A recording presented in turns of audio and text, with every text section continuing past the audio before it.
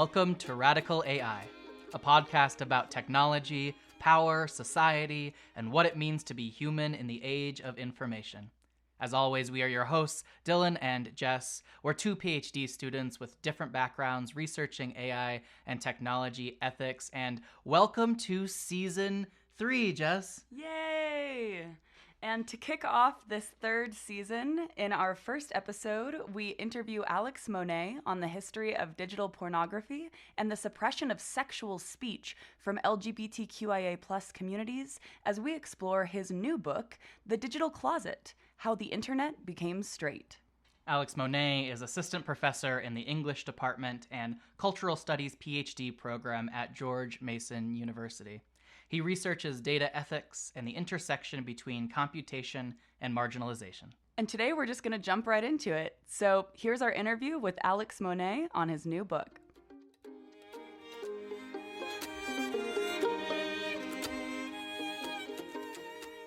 We are on the line today with Alex Monea to talk about his new book, The Digital Closet: How the Internet Became Straight. And once we read the synopsis of this book, we were like, wow, we have to have Alex on this podcast. And I think you'll all see why momentarily. But Alex, could you talk a bit high level about what this book is and also why it was important for you to write it? Yeah, of course. And thanks for having me on, Dylan and Jess. It's great to be here. I think the major thrust of the book is arguing that content moderation algorithms that are increasingly controlling what is visible and what is invisible online are in most instances biased against LGBTQIA+ content. They tend to overblock or identify as a false positive LGBTQIA+ community pages, sex education material, art, literature, activism, and other sorts of non-pornographic content. And in the instance of pornography, they also inordinately make LGBTQI+ pornography harder to find without really doing much to make heteronormative pornography harder to find. So across the board, whether it's pornographic content or everyday content, I think that the LGBTQI+ community online is bearing the brunt of these content moderation algorithms. And while the title might be a little bit hyperbolic, to get people interested, I think there's a systematic trend across the internet of increasingly rendering LGBTQI+ content invisible online. And well, so actually, let's go back to the title of this book, and specifically the second half, How the Internet Became Straight. So without just asking the question, how did the internet become straight? I think I'm specifically wondering if you can tell us a bit of the history of digital pornography in general and how it's been policed and regulated online. So pornography online, especially its moderation by internet platforms and ISPs, is a really interesting part of internet history that isn't dug into much at all.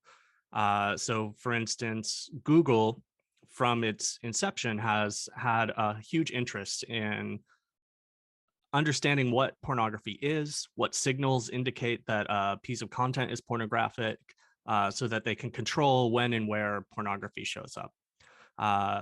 There's a consistent claim across the industry that advertisers are very hesitant to have their ads appear alongside pornographic search results. And there's also a very big concern that organic search results that are non-pornographic might have a pornographic ad next to them, right? So in either instance, they don't want pornography showing up when it's unexpected. And for them, this is central to their monetization scheme, right? So the way that Google derives money through advertising is threatened by not being able to control when and where pornography shows up. And one of the things that I found that was really interesting, I came at this by researching Google. Most of my earlier research was on Google, was that Matt Cutts, who was the head of spam, making sure that spam didn't destroy Google's search results, was first tasked when he joined the company over 20 years ago with developing a porn filter, right? And so he would try to find textual classifiers, right? So keywords that indicated pornography, link topologies that indicated pornography, and other sorts of user behaviors, such as click-throughs and amount of time spent on site, to try to build classifiers for pornography. And there's stories of him, running around the office in 2000, 2001, trying to get colleagues to break his algorithm by locating porn on Google that he was trying to block.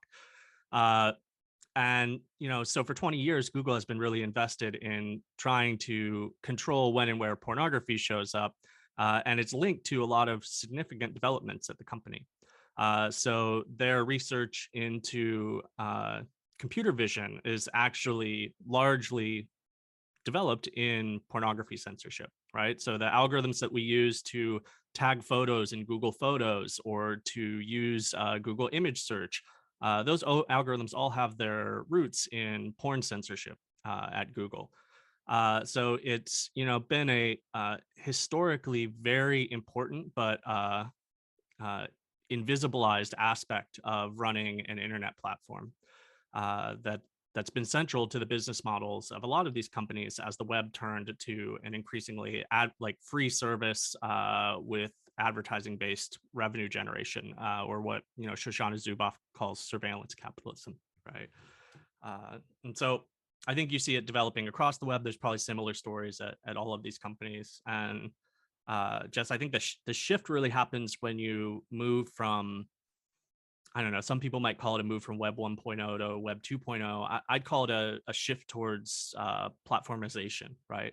Once the internet stops being this sort of like Wild West that we imagine it, where anyone with an internet connection can throw up a GeoCities page or an AngelFire page and show up in the top 10 results on Google, and instead, most people experience the internet through the lens of a few specific platforms, whether it's Instagram, Facebook, Twitter, or even Google search results. You've really concentrated the ability to control what is visible, what's discoverable online, into the hands of a very few people, right? Because not only is this a small number of companies, these companies are usually small, right? They have few employees, and they have even fewer people working on these sorts of policies that determine what content is visible, these sorts of algorithms that try to automate it, and the offshore content moderation labor that they, purchase to try to fix any gaps in that system that they built. So porn censorship's always been central to the business of internet platforms, and as they increasingly took control of the internet, the heteronormative biases of these small handful of companies and the small handful of people working at them exercise a way oversized influence on how we experience the internet today. So this is striking for me as I also think about the rise of OnlyFans and the, I guess the narrative or the mythos that actually pornography is more in the hands of creators. And so it sounds like we both have that's happening, that dynamic of people being able to create their own content, and then also this massive restriction and a surveillance of legitimate porn versus not legitimate porn, and where porn can be posted, and this moderation. Can you unpack that a little bit? I'd say that when I start talking about this with people, most frequently, if I'm talking to a cisgender and hetero person, they're very surprised by this, and they assume that this can't be true. Whereas when I present this to non-binary people, trans people, queer people, a lot of them say, well, duh, of course this is the case. Everyone's been talking about it for years, right? So part of it is really just like what corners of the internet you spend time on, which content creators you're talking to, gives you a sense of this. There's definitely a pervading mythos that, that the internet brought a like tidal wave of pornography that was uncontrollable, and everyone gave up on regulating it like post 1990s, and that no one's been organizing against it ever since, right? Which I show, unpack in the book, is really a bizarre ideology we have, best captured in the internet meme of Rule 34, right? Like if it exists, there is porn of it. Whereas the opposite tends to be true, right? People have been very motivated and successfully organizing against pornography online without cessation since the late 1990s. They've had signal victories of getting it kicked off platforms, and they have had undue influence on some of these platforms' content moderation policies. So there's, on the one hand, this aspect of like what's going on the quote unquote legitimate platforms, right? The non-pornographic platforms that tend to block all pornography, and in so doing overblock a lot of non-pornographic content. I think your question has more to do with the little corners of the web that are left for pornographic content. And what I found when I looked into those was a number of things, right? So first off, the idea that amateur content is free from the strictures of, you know, the mainstream pornography industry doesn't often tend to be the case for a few reasons. One, the porn industry understands amateur pornography frequently as sort of its research and development laboratory, where they can not have to invest any money, but find new trends that they might then commercialize to greater success. So, you know, they actually generate a lot of money for mainstream porn producers by, you know, serving as that research laboratory. Second, if you're trying to get noticed, you know, you have to be in the top 0.1% of performers on OnlyFans or on Pornhub to really make any money. You have to work with the system that you've been provided with. And the analyses that have been done tend to show that the metadata that tube sites use to classify pornography is profoundly heteronormative and exercises an influence on what pornographic content even gets made, right? So if you're a amateur pornographer and you're looking to make money by doing that on the internet, you're going to look at the metadata that you can tag your content with, the ways that you can make it discoverable on a Pornhub or on an OnlyFans. And that tends to heteronormalize the content as well. And in what studies have been done, you know, it's usually white cis women that are dominating these platforms. And the more marginalized intersections of identity you participate in, the more likely you are to make less money, to be hounded by trolls, to face online and offline precarity, and to be, you know, shadow banned, censored, or demonetized.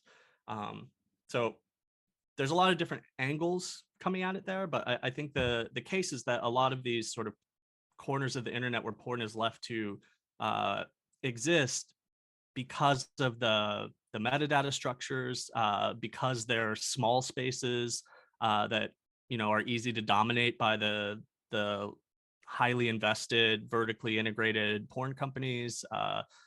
Because of pre-existing social biases, they tend to continue to privilege heteronormative porn and have a lot of downsides for, you know, queer pornographers, feminist pornographers, things like that. So we've done a pretty good job at this point of describing the landscape of some of these heteronormative practices, like you described metadata as one example. And also earlier, I think you mentioned that there are just heteronormative biases in general that are sort of permeating from these large tech companies and influencing the content that people are able to discover in the first place. And one of the things that we love to do on this show is get specific. So do you have any examples of metadata or biases that might, I guess, promote this heteronormative agenda? And also, actually, while we're at it, can we define heteronormativity? Because I feel like this word is used pretty often in the discipline of tech ethics. And I don't know if there's a common definition that people think we are grounded in. I'm curious if you think there's one. So maybe we'll start there and then we can go into some examples. Yeah, thanks. That's super helpful. Yeah, I'll say that the hardest part of the book for me to write was trying to define heteronormativity, right? It's one of these concepts. It's almost like what the Supreme Court Justice Potter Stewart said about pornography, right? I know it when I see it, but it's hard to define.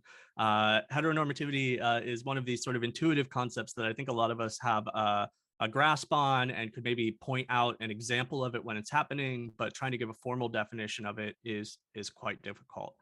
And when I was working on the book, I think one of the reasons that I found for that is that heterosexuality is a really difficult concept to define.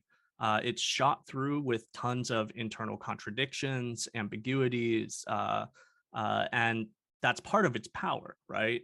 It's how it's able to persist over time, mutate to different contexts, avoid critiques, and sort of dominate, is because it is flexible and can move from definition to definition rather fluidly.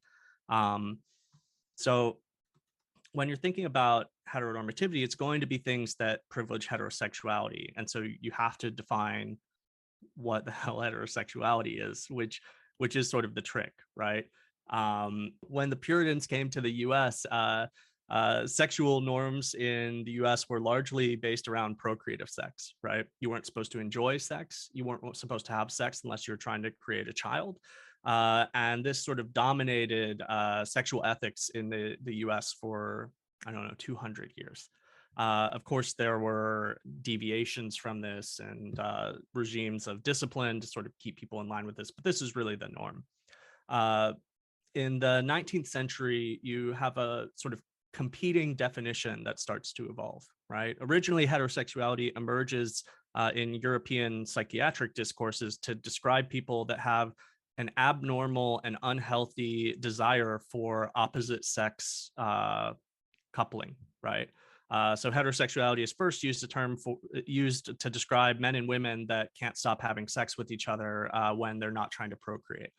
But it quickly becomes a discourse that understands a biological drive towards sex, towards orgasm, and that's really in tension with the procreative drive, right? So you have this sort of theological ethic around procreative sex that comes into conflict with a more evolutionary, psychiatric argument around a biological drive towards sex and orgasm.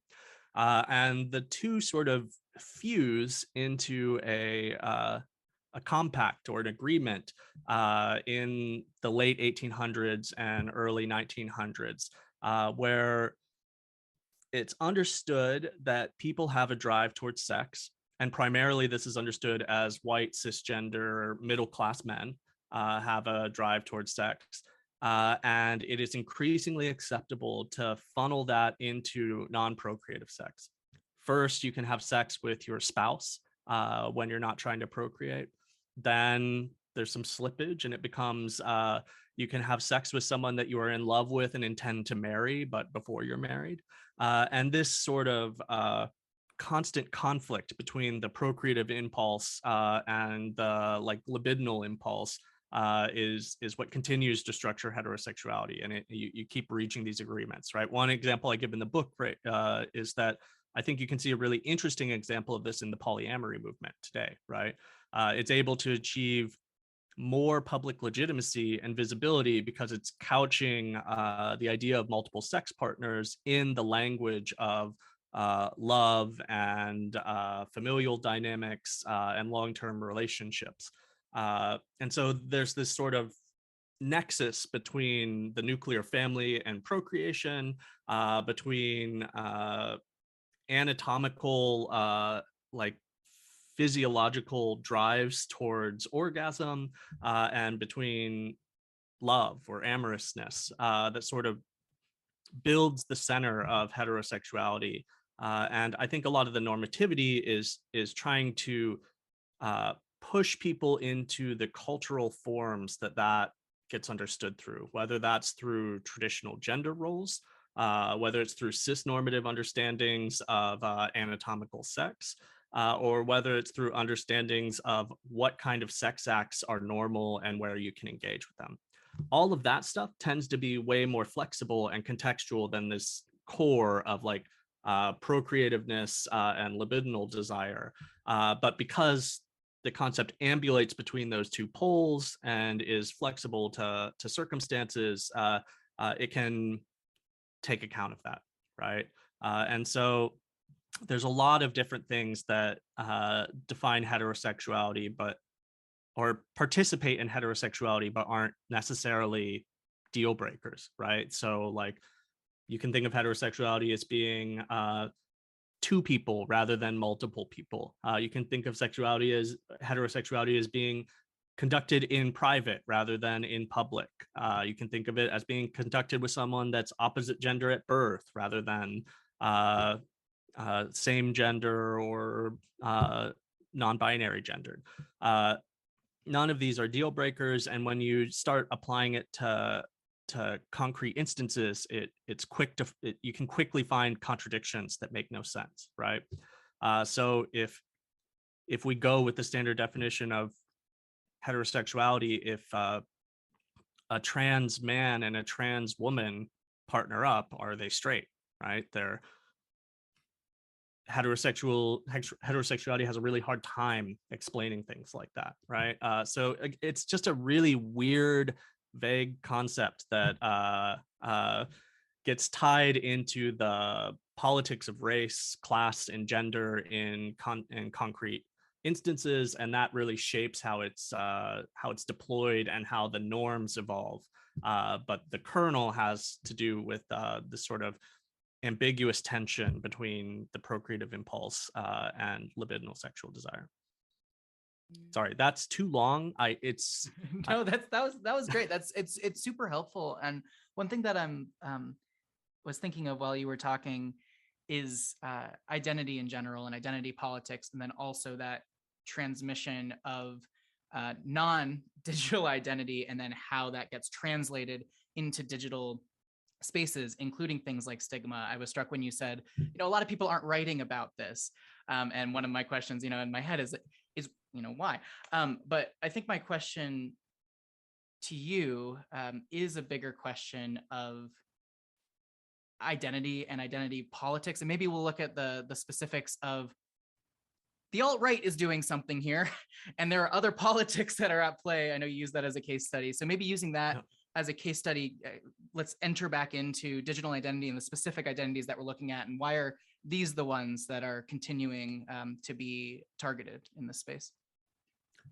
Yeah, sure. So it's really an interesting alliance that gets built, even though it's often tacit and the participants aren't all in communication with each other. There's sort of shared agenda across anti-porn feminism, evangelical Christian conservatism, and the alt-right online today, in terms of their opposition to pornography. Each of them comes at it from a very different angle, or arrives there from a very different route. But they all tend to share a commitment to censoring pornography, to getting it offline, and have been quite successful in doing that. In the book, I spend a lot more time examining the path that the alt-right takes to get to this position, largely because the sort of alliance between Christian conservatives and anti-porn feminists is well-trodden history, right? It's cataloged in a lot of books and articles. Anyone that starts reading about the topic is going to find that center stage from the 70s, 80s, and 90s. The alt-right is a weird new addition to what I call this alliance of strange bedfellows that arrives there from really a path of misogyny, right? When you start looking at different branches of what gets termed the alt-right, there's really not a lot of coherent connections across them, right? Somehow they all manage to collectively organize and rally support around electoral candidates, but there's not really much of a shared ideology outside of a strong commitment to misogyny, and to a lesser extent, but still very horrifying to white supremacism or in worst cases ethno-nationalism. But misogyny to me seemed to be the thing that connected them the most strongly. And I think in a lot of instances, the anti-pornography stance comes about through an anger at women being able to successfully monetize sexuality. They understand themselves as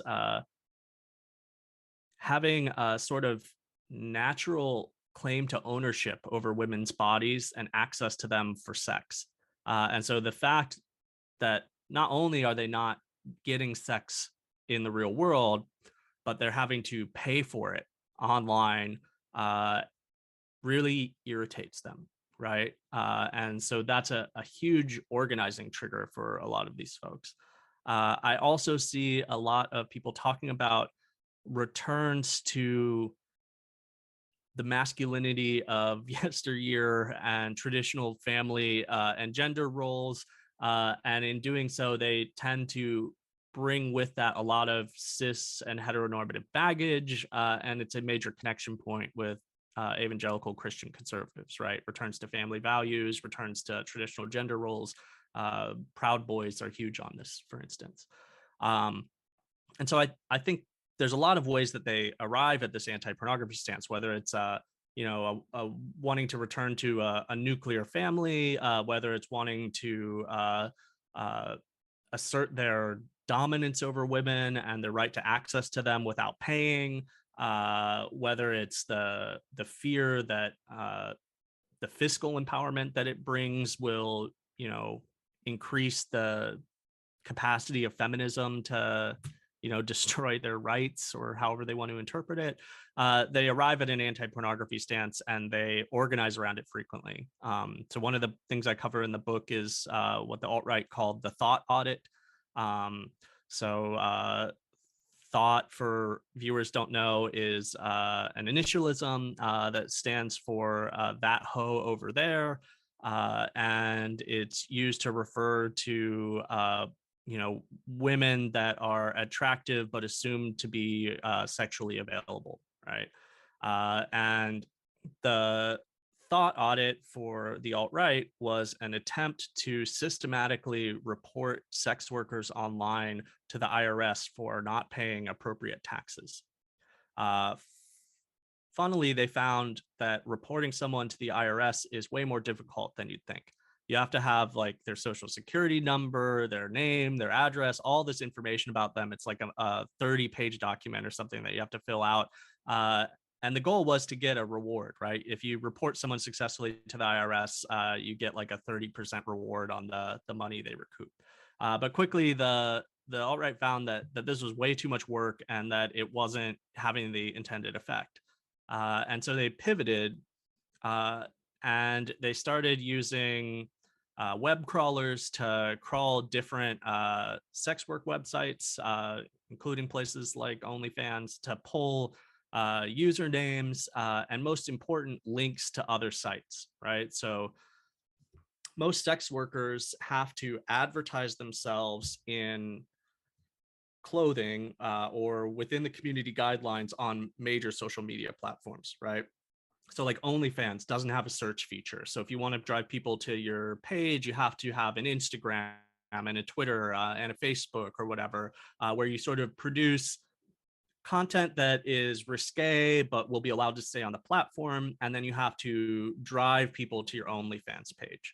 And because of this, there's often a nexus of links across all of your content that can be used to identify you. And so the alt-right put together web crawlers to sort of grab this data, and they used it to start systematically reporting sex workers on social media platforms and on financial service platforms online in an attempt to deplatform them.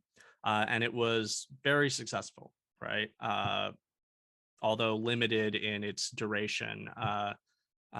Well, the Thought Audit as a term is limited in its duration. People are still doing this. They just don't call it this, and it's not organized the same way. But the deplatforming of sex workers was a huge example of sort of the alt-right's ability to mobilize and to leverage platform politics against sex workers, and particularly the people that drew their ire were, LGBTQIA plus people, people of color, people with disabilities, people that were fat, people that had any other form of, marginalization that would trigger an alt-right crowd.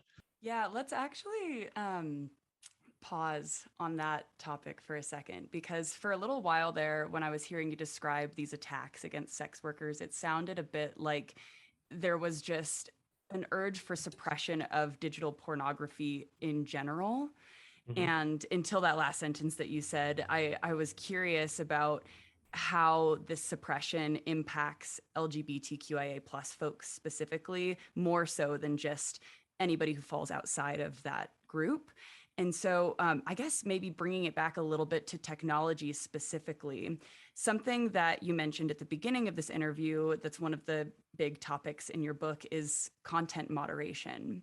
Mm-hmm. And so I'm curious how content moderation, whether it's manually done by humans or automatically done by machine learning algorithms, how is this moderation policing or suppressing pornographic content in a way that is unfair, more for people who are LGBTQIA plus than anybody else?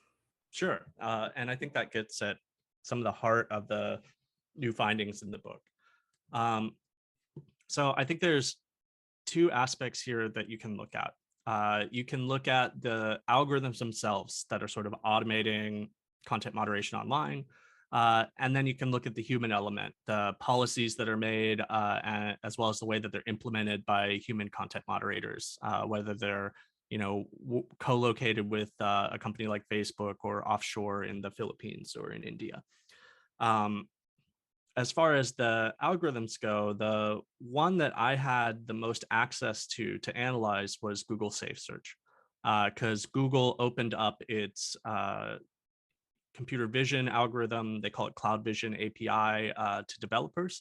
And so through developer tools, you're able to toy with it a little bit and get some sense of how it's working. And there was some public record on the data sets that it was trained with. And so those were also accessible. Some of the things that I found when I was looking at the way that Google image search worked, as an example of algorithms that a lot of these companies have that operate very similarly and are trained on similar data sets. First off, the data set that it's trained on is hugely biased, right? So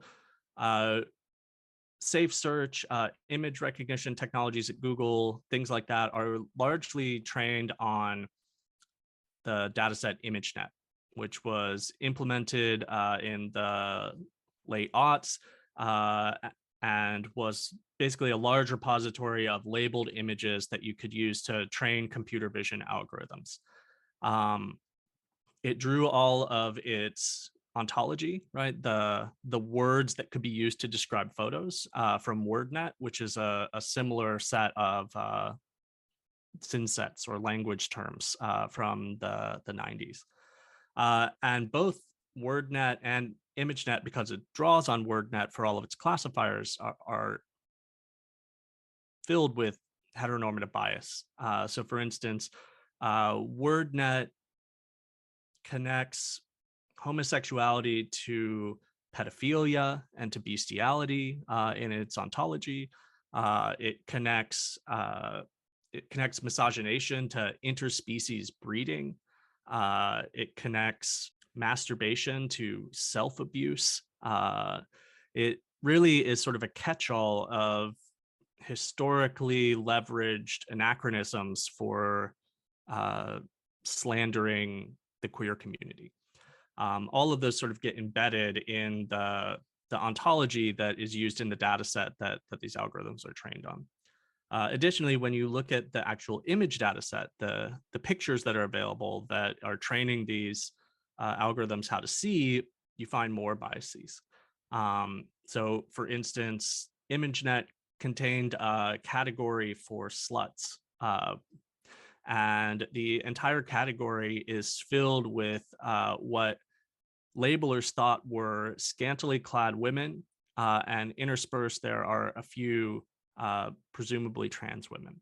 But for the most part, the entire category of what it means to be derogatorily sexually available is scantily clad women, right? A social bias, and an understanding that anyone that is trans is thus also a slut is also preserved in this category. Similarly, they have a category for what they call closet queens, which they describe as closeted gay men. Right now, the category isn't very populated. They don't have a ton of images for it, and the ones they do have are comically bad, right? It's like two leather daddies holding each other, right? But there's problems here as well, right? So a lot of the images that they do have are men hugging, particularly if one man is hugging a man from behind, right? And there's a sense here that, male intimacy is queered and is inherently problematic, or needs to be hidden and thus unearthed. There's a sense here of sort of producing automated algorithmic gaydar that's quite scary, and having these sort of categories in the ontology calls for their population, right? So if I'm farming out tasks on Amazon Mechanical Turk or a similar platform, and I give people the option to label things with slut or with closet queen or with things like that, I'm calling those things into existence and inviting them to populate my data set. How these things actually impact the way that Google Safe Search is working is hard to trace out exactly, right? Because I don't have access to the full algorithm to really run a lot of examples through and figure out what's going on. I did start to run some data sets through and found some interesting things, though. One was that it had a high tendency to classify art as pornography. And this was even art that Google has indexed in Google image search and knows is art, right? So I can go to Google image search for something like Venus de Milo, download the picture, and then run it through its API, and then it will tell me that it's porn. It's even worse with stuff that isn't classified as art, right? Stuff that isn't in a museum setting and Google thus knows is like a historically important oil painting or sculpture.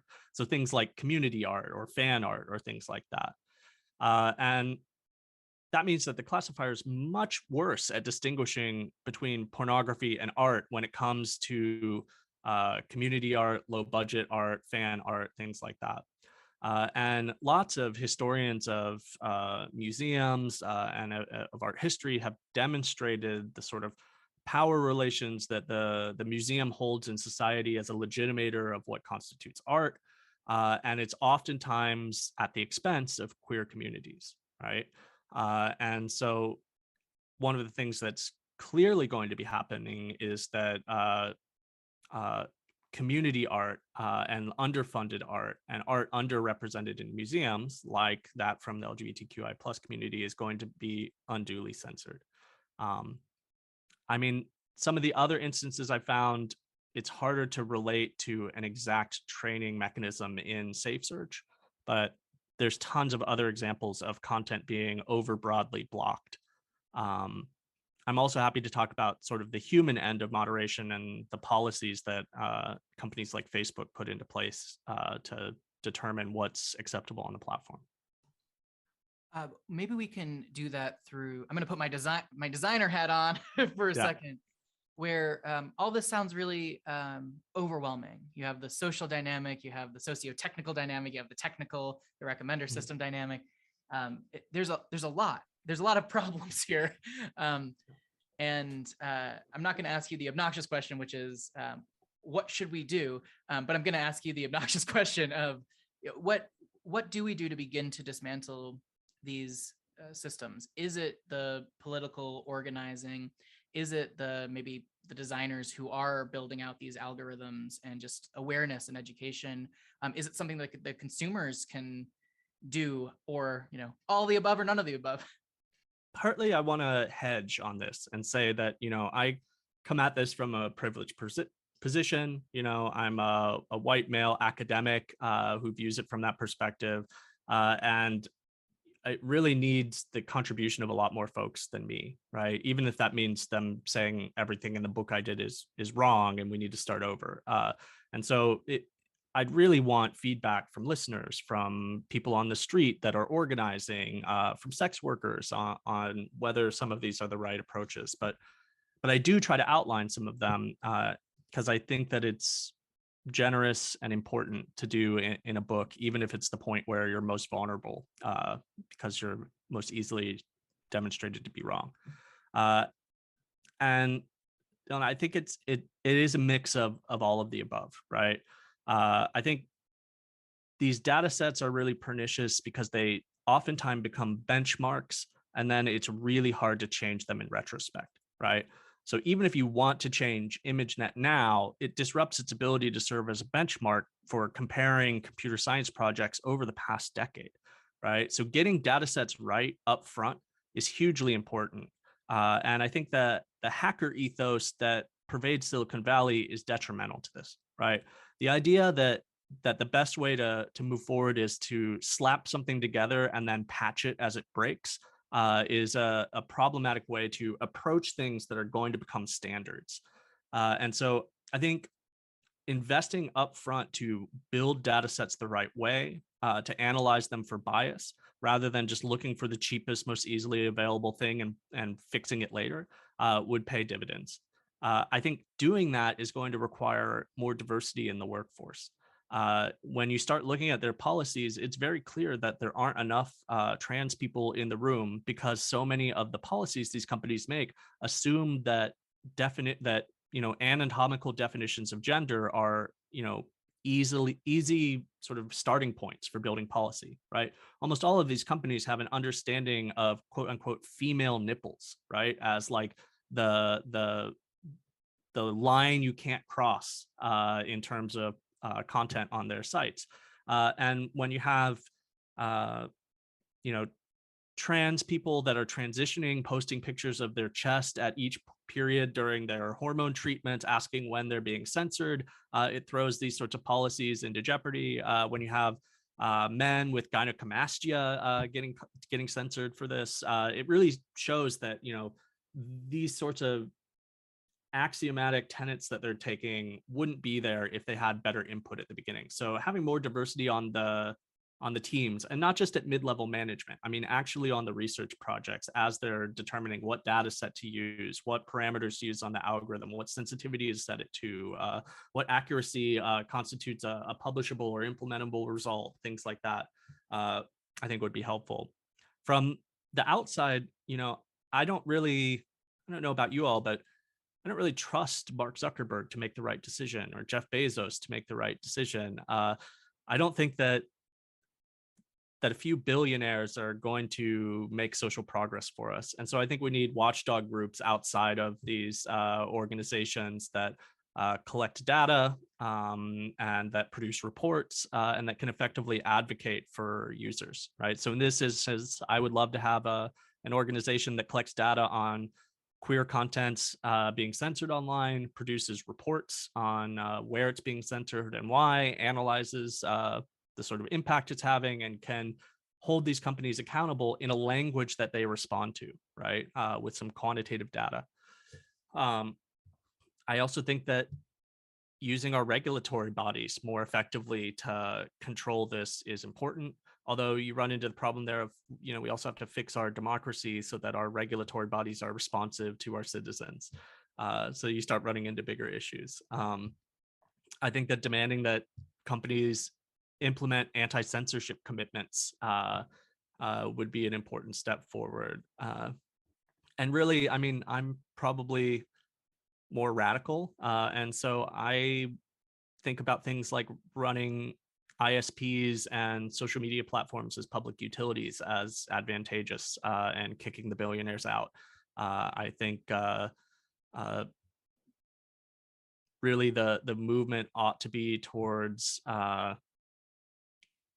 social media that is built for everyone and that facilitates encounters with difference while sort of preserving some of the lessons we've learned over the past 2 decades about how anonymity doesn't share its benefits with everyone equally, and how we can maintain accountability while also, having an internet that is heterogeneous and surprising.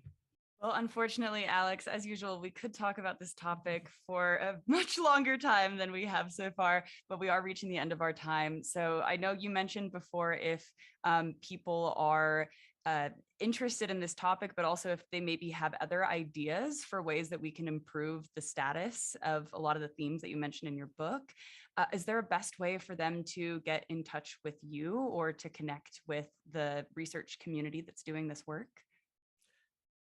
Yeah, I mean, they can at me on Twitter or email me, both of which would be welcomed, even if they just want to give examples of how this has happened to them, because I'm starting to try to collate them and make sure that they are more permanent. One of the issues was that, people would make complaints that their content was getting taken down, but those complaints are ephemeral. They're tweets that get deleted or that are hard to see once their account goes private. There's really no archive of the stuff that's been lost. And so I'd love to hear from people on that. As far as a research community, get in touch with me about building it. I haven't found it yet, and I'd like to see it. Sure. Well, just again, for listeners, and we'll say this in the intro and the outro, we'll be plugging it constantly, but the name of this book is The Digital Closet, How the Internet Became Straight, published by MIT Press, and of course, written by Alex Monea. Alex, thank you so much for joining us today. Thanks for having me. It's been a pleasure to be here.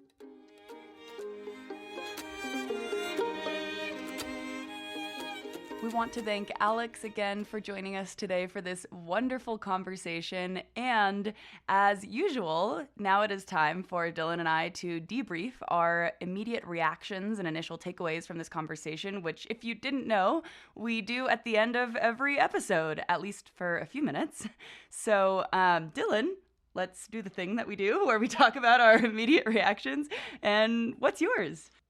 Yeah, sex, sexuality, sex work, pornography. These are topics we haven't covered that much on the show, and topics that even when we were brainstorming the Radically AI podcast in the first place, these were like some of the big topics that we had written up on our little planning whiteboard, including maybe looking at like sex robots or looking at OnlyFans or looking at something, because there's so many important conversations that are happening in this space that are undercovered, that are not as fully, what's the word I'm looking for? Underrepresented? Represented, yeah. Underrepresented. And that was something that I'm thinking about right now in what Alex said, in the research community, but then also in probably a lot of elements of industry or areas of folks who are designing technological systems and websites and social media platforms. There aren't a lot of people, unless you're in like the porn industry, in which you're probably pretty specifically focused on like pornography and sexuality and things like that. There aren't a lot of folks who are looking at this through a critical eye. And this conversation reminded me how important it is that we begin to have these conversations about representation, not just about the topic, but about the identities and the digital identities that are playing out in this online pornographic space and beyond. And it made me wonder, what's the barriers coming from an academic space right now? Like, why aren't people talking about this? Like, sexuality is part of our human experience, and yet there's something about pornography specifically that I at least have seen very few people talking about. And so it makes me wonder, is there still a stigma around it? Is it just not seen as legitimate in scholarship? This interview arose lots of questions for me. Jess, what are you thinking about? It's interesting hearing you say, like, basically we're humans and sex is a part of being a human, and it's a topic that is just not publicly spoken about regularly. Like, it's sort of this taboo topic in most circles, especially in professional circles and in like academia. And it actually reminds me a bit of the research that you're working on right now, Dylan, with death. Like, the other thing that comes to my mind that is like so inherently human is, in fact, actually the only guarantee that we have as humans is dying. And it's one of the most taboo topics that people refuse to engage with and talk about. And so I totally agree. I think it's fascinating that like this is a concept that surrounds so much of humanity and what it means to be human and creating new humans, but it's something that is given so little time in the spotlight. And another word that you said that I really was reflecting on was representation, because it's interesting. There's almost like two sides to this. So there's like representation. There's actually probably many more sides to this, but I'll focus on two. So there's representation in terms of like who are the voices and identities being represented in explicit material, in pornographic content online, and is it equally balanced to represent the identities that we see in the real world? And then on the other side, you have this representation of identity as seen through the machines and as seen through the algorithms. And this part of the conversation that I latched onto, of course, it being my like nerdy computer science self, was what we were talking about, the algorithms and the training data and this ImageNet data set that's used as a benchmark. And it's fascinating because I think about representation in that data set as almost like a bad thing. Like, it's definitely a contentious topic because I'm currently working on computer vision for my internship, and I understand that computer vision data sets should be representative and have all people from all different backgrounds who look all different kinds of ways, because we want to make sure that these models and algorithms are robust to all different kinds of people.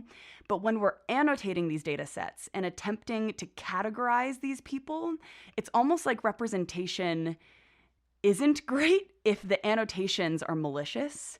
Like in the examples that Alex gave where they had like the closet queens annotation or like the slut annotation, like in those circumstances, representation is kind of being like defamed in a way. Like representation is not good if the things that people are extrapolating from this representation or annotating from this representation is not beneficial to the community that's being represented. Does that kind of make sense?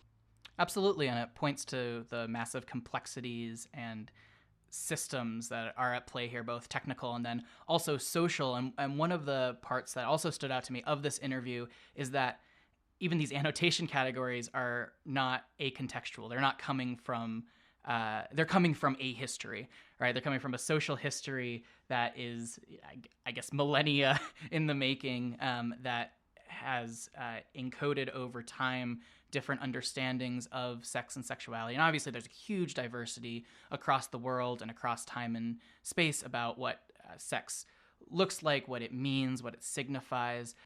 But right now, the categories that these annotations and benchmarks of identity that are being embedded into some of these technological systems are being based within a societal status quo, which is largely heteronormative.